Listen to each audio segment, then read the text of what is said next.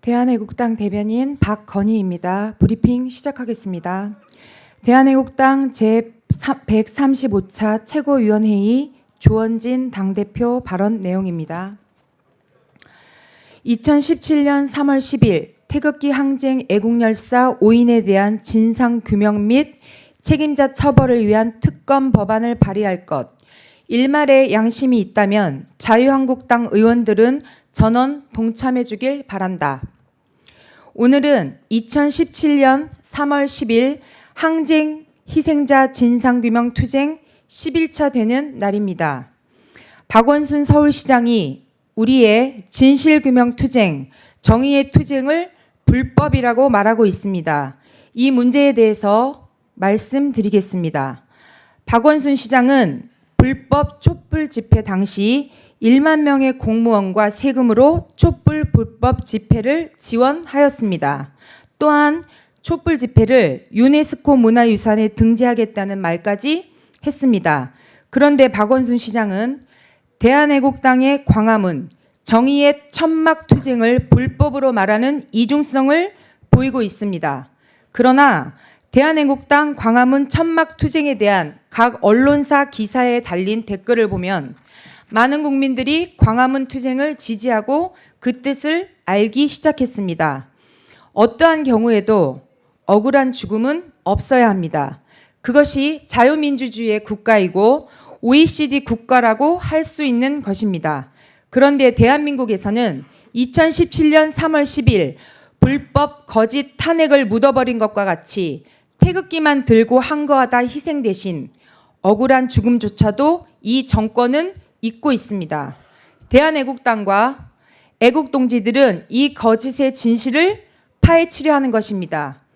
불의가 아무리 횡행하더라도 인간의 존엄성과 생명, 억울한 죽음을 묻어버리고는 정의를 찾을 수 없습니다. 대한애국당은 이러한 정의의 투쟁, 진실의 투쟁을 하고 있는 것입니다.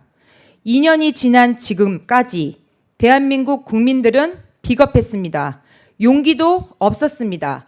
특히 보수우파 정치인들은 이러한 5분의 희생에 대해 낯을 들 수 없는 것입니다. 자유한국당도 우파 정당이라고 본다면 대한민국의 1948년 건국을 부정하는 3.1절 임시정부 100주년 행사에 갈 것이 아니라 환영받지 못하는 5.18 광주에 갈 것이 아니라 이 광화문 투쟁, 점막 투쟁에 와서 5인 태극기 항쟁 애국열사의 죽음에 대한 투쟁에 동참하겠다고 해야 합니다. 이제 특검 법안을 발의할 것입니다. 일말의 양심이 있다면 자유한국당 의원들은 전원 동참해 주시길 바랍니다. 이것은 가장 고귀한 생명에 대한 문제이고 정의의 문제이고 대한민국이 아직은 희망이 있다고 희망의 투쟁인 것입니다. 자유한국당 의원들은 분발을 바랍니다. 다음입니다. 대한애국당은 이 불법의 세력과 한판의 전쟁을 치르겠다. 좌파들은 좌파들의 죽음을 영웅화시키고 우파 선량한 국민의 죽음은 외면하고 있다. 지금 박원순 서울시장이 우리 텐트 투쟁에 대해 불법이라는 말을 많이 하고 있습니다. 2016년 11월 5일 광화문 광장에서 열린 백남기 농민 연결식에서 박원순 시장은 다음과 같이 이야기했습니다. 박원순 서울시장이 낭독했던 고 백남기 농민에 대한 추도사 내용을 대한애국당 조원진 대표가 낭독했습니다. 다음은 박원순 시장의 낭독 내용입니다. 이것은 명백한 국가적 폭력이다. 이것은 국가의 이름으로 공권력의 이름으로 자행된 범죄 행위이다. 300여 일 동안 병상에 누워 있었지만 정부도 경찰도 책임자 그 어느 누구도 찾아오지 않았다. 그 어느 누구도 사과 한마디 없었다. 오히려 존엄한 당신의 몸에 부검의 칼날을 대려 했다. 이런 국가의 모렴치한 행동을 우리가 용납할 수 있습니까? 이 부도덕한 권력을 우리가 용서할 수 있습니까? 이제 주권자인 국민이 이 땅의 주인임을 확인하는 그런 승리를 이루겠다. 이제 우리가 불의한 권력의 정점에 선 박근혜 대통령의 하야를 기필코 이뤄내겠다. 이것이 2016년 11월 5일 고 백남기 농민의 추도식에서 박원순 서울시장이 말한 것입니다. 박원순 서울시장은 당시 연결식에서 온갖 선동 문구와 미사여구를 쓰면서 결국 박근혜 대통령의 하야를 이야기하고 심지어 박근혜 대통령 퇴진 원탁회의를 제안하는 등 몹쓸 짓을 하였습니다. 그런데 박원순 시장이 2017년 3월 10일 죄 없고 평범하며 대한민국을 위해 비폭력으로 항거하던 애국 시민을 무려 5명이나 사망했는데도 책임을 져야 할 서울시장이 아무런 조치도 취하지 않았습니다. 경찰청과 서울지방경찰청, 소방청과 서울시 등 책임 있는 위치에 있는 공권력은 그 어떤 답변도 하지 않고 숨기고만 있습니다.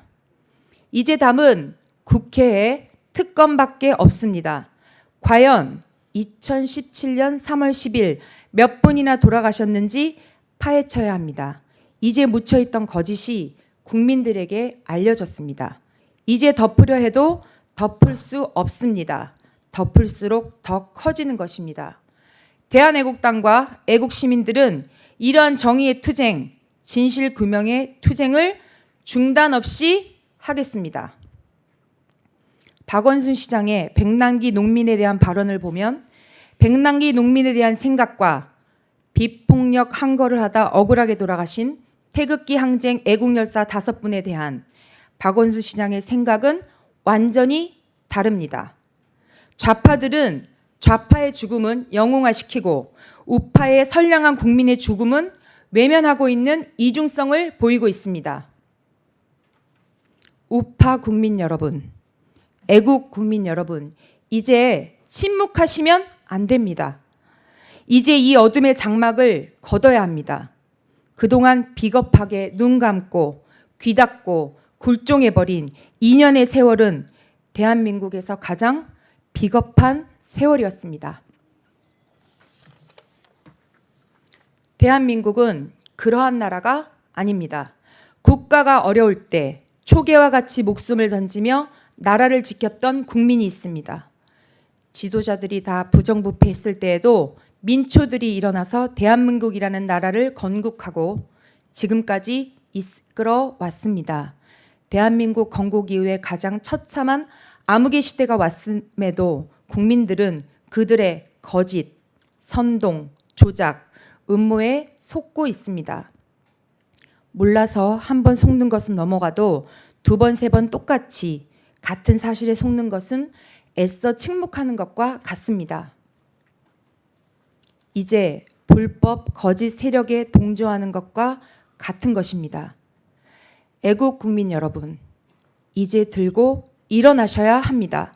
이 불법의 세력과 한판의 전쟁을 치르겠습니다. 이 보도덕한 불의의 세력과 한판의 전쟁을 치르겠습니다. 한판의 싸움을 하겠다는 결의를 가지고 광화문으로 나오셔야 합니다. 그것이 마지막 낳은 조국, 대한민국에 대한 애국심입니다. 광화문 광장에 나오셔서 2017년 3월 10일 암흑의 현장을 광장에 전시된 사진 통해 직접 목도하셔야 합니다. 대한애국당 여러분, 기다리고 있겠습니다. 침묵하는 많은 국민들을 기다리고 있겠습니다. 여러분만이, 양심의 국민만이 대한민국을 지킬 수 있습니다. 완전히 망해버린 대한민국을 살릴 수 있습니다. 다음입니다. 문틀방지. 문재인은 틀렸다. 방 빼라. 지금 당장. 요즘 문틀방지라는 용어가 있습니다. 문재인은 틀렸다. 방 빼라. 지금 당장. 문틀방지는 그냥 나온 말이 아닙니다. 대한민국의 1분기 경제 성장률이 OECD 중 최하위를 기록한 것으로 나타났습니다. 한국의 1분기 경제 성장률이 마이너스 0.4%로 22개국 중 가장 낮았습니다.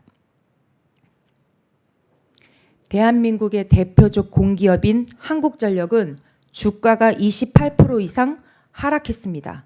무려 올 1분기에만 6,298억 원의 영업 손실을 낸 것입니다. 한전 주식을 보유한 분들은 난리가 났습니다. 결과적으로 주주들에게 배당을 하지 못하는 초유의 사태가 벌어진 것입니다. 박근혜 정부 당시 흑자 기업이었던 상당수 공기업이 문재인 정권 2년 만에 모든 공기업이 영업의 손실, 영업의 적자에 허덕이고 있습니다. 공기업이 이렇게 허덕이는 것은 공기업과 협력하거나 함께 중소기업 하는 것은 거의 도산지격이라는 것입니다. 창원, 울산, 포항, 대구 등에 있는 많은 중소기업들은 도산하고 있습니다. 그런데도 불구하고 문재인 정권은 이를 숨기고 경제가 아직은 잘 되고 있다라며 미화하고 있습니다. 국민들을 바보로 알아도 너무 바보로 알고 있습니다. 마지막입니다. 박원순 시장의 2017년 3월 10일의 직무유기, 2019년 직권남용을 규탄한다. 박원순 시장은 2017년 3월 10일 무엇을 했는가? 박원순 시장은 소방기본법 시행규칙 제3조 및 119 상황관리 매뉴얼에 따라 그날 탄핵반대 태극기 집회에서 사망자가 발생한 문자를 3번 수신했습니다.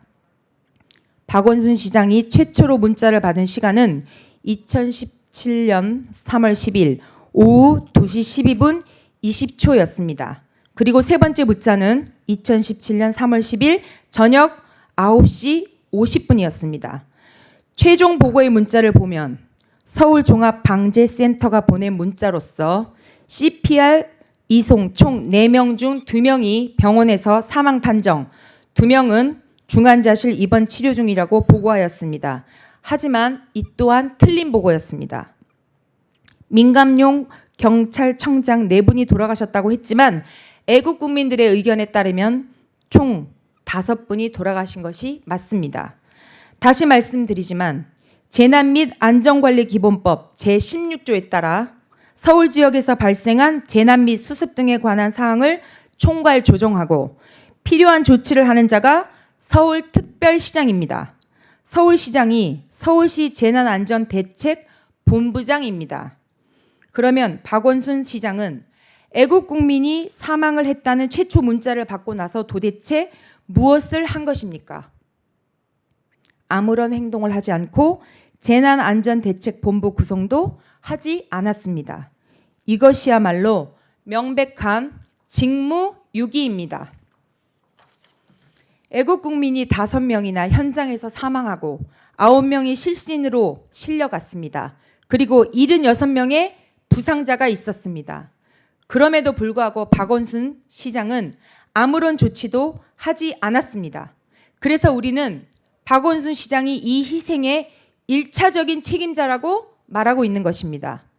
서울시의 공무원들도 똑바로 알아야 합니다. 사망 사건이 일어난 후 재난안전대책본부인 박원순 시장은 재난안전대책본부를 구성하고 그 상황을 총괄 지휘했어야 했습니다.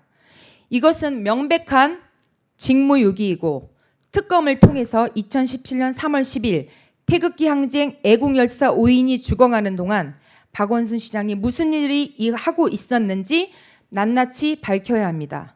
또한 본인의 직무유기에 대해서는 말이 없고 대한애국당의 진실투쟁 텐트에 대해서는 불법을 운운하며 철거를 협박하는 박원순 시장은 그야말로 직권남용을 저지르고 있습니다.